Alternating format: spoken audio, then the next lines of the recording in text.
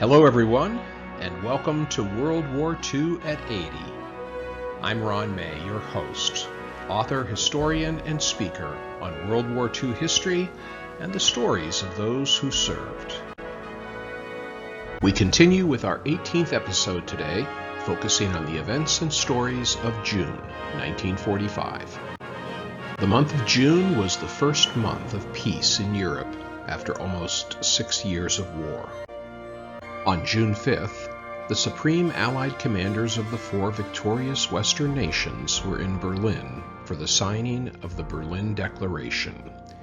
These were, pictured from left to right, Field Marshal Bernard Montgomery, United Kingdom, General Ike Eisenhower, the United States, Marshal Yagi Zhukov from the Soviet Union, and General Jean de Lattre de Duquesne from France. The instrument of surrender that had been signed on May 8th had brought the capitulation of Germany's armed forces, but there was still the need for a document to ensure Germany's agreement to the authority of the four occupation armies. The Berlin Declaration ensured that Germany was now officially under the governing authority of the four nations that occupied it, and that the Nazi regime had been dismantled. Germany was divided into four military occupation zones. The American zone was southern Germany, which included Bavaria. The British zone was in the northwest part of Germany and included the Ruhr region. The French zone was southwest Germany and included the Saarland, and the Soviet zone was most of the eastern part of Germany. The end of combat allowed some service members to finally enjoy the personal achievements in their military service. Harold W.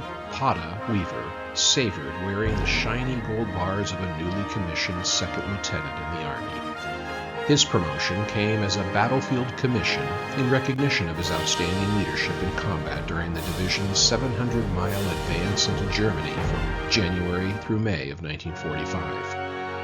For his outstanding leadership during combat in Germany, Weaver was promoted from first sergeant to second lieutenant in a battlefield commission held in Austria on May 9th. The exuberance of peace did not, however, translate into safety for everyone. Although the war had ceased in Europe, the danger of flying had not. Lieutenant Richard Ayers of Martinsville, Indiana, was a pilot with the Army Air Forces.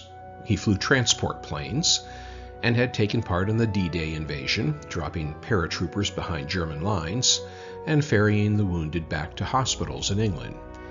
He also had flown missions in the invasion of Holland, the crossing of the Rhine, and other engagements. At the war's end, Ayer flew freight cargo as well as wounded men to hospitals and POWs back to Allied bases. Having survived combat, Ayers tragically died during a plane crash near Belfast in North Ireland on June 19th. Word of his passing was received on June 29th by telegram to his parents. Adding to the tragedy, the news of his death came only one day after the newspaper announcement of Ayers' engagement to Miss Phyllis Lockhart of Martinsville. Even in peace, the cruel aftermath of war was still claiming victims. While the month of June brought peace to Europe, the fighting on Okinawa in the Pacific Theater raged on. After 10 weeks of grueling combat, U.S. Army and Marine forces pushed to the last Japanese stronghold in the southern part of the island, the Shuri Line, noted on the bottom of the map with the red arrow. The line was made up of many hills, the most famous of which was Sugarloaf Hill, which provided the Japanese army with excellent fortified defensive positions. Shuri Castle dominated the landscape and became the backdrop for intense combat. A Morgan County, Indiana man was in the thick of the action there, and he almost didn't make it out alive. Twice. Corporal Perry Lewis, Jr. served with the 4th Marine Regiment, part of the 6th Marine Division. On June 4th, Lewis and others in his unit, known as Walker's Raiders, made the last opposed amphibious landing of the war on the Oroku Peninsula of Okinawa, where the Naha airfield was located. Lewis was in an Army amphibious tank that crossed the 100-yard-long estuary to reach the peninsula. The blue arrow at the bottom left shows the position and movement of Lewis and his men toward Naha. Heading toward Sugarloaf Hill, his tank slid off of a mud bank and lost one of her tracks. Now immobile, it came under Japanese gunfire. Lewis recalled, "Our tank was set afire by a Jap 47mm anti-tank gun when we were 100 yards ahead of our infantry on Sugarloaf Hill, and we all had to bail out in Jap territory and hide in a ditch until we got smokescreen protection." Bad luck ensued again as Lewis and his crew got on a second tank. He said, "We got this new tank and had it knocked out again, the same way. We had to leave it for 3 days before Sugarloaf got safe enough for us to recover it for repairs."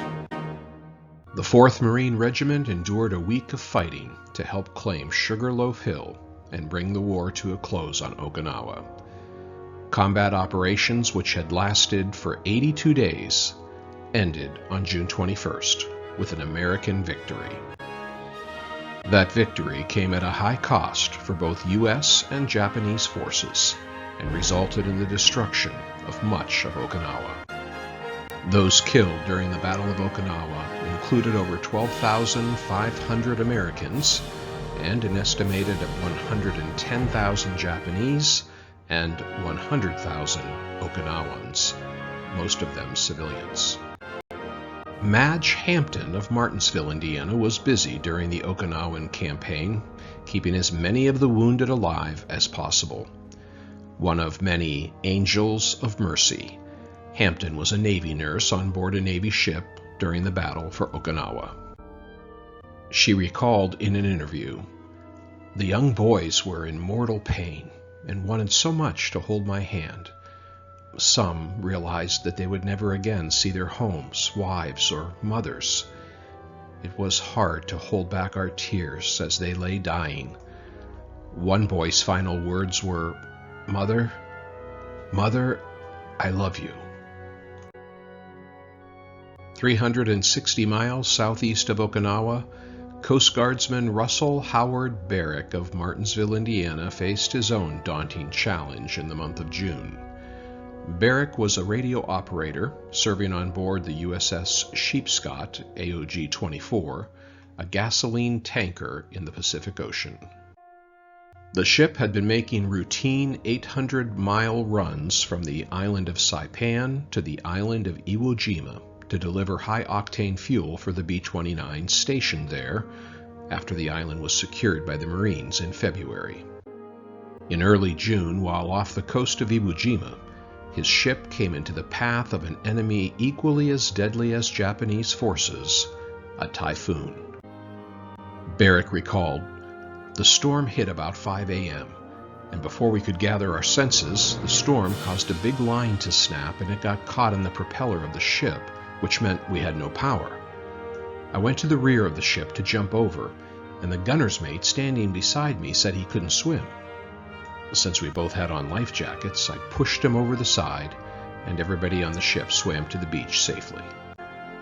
Pushed by the storm, the Sheepscott ran aground and capsized on June 6, 1945. Damaged beyond repair, the ship, which had been in naval service for less than a year, was a total loss. Barrick survived the storm and the war. He returned to the U.S. in July. In a touch of irony, he was reassigned to a weather ship, the USS Charlotte PF-60, which served in the Atlantic Ocean.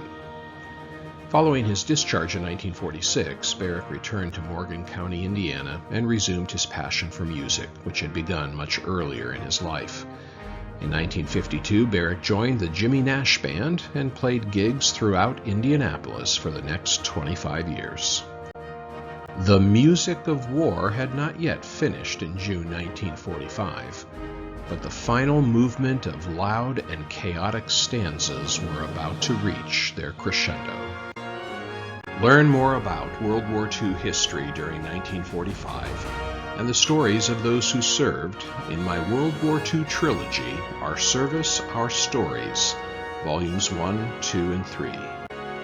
The books are available for purchase on my website, ronaldpmay.com.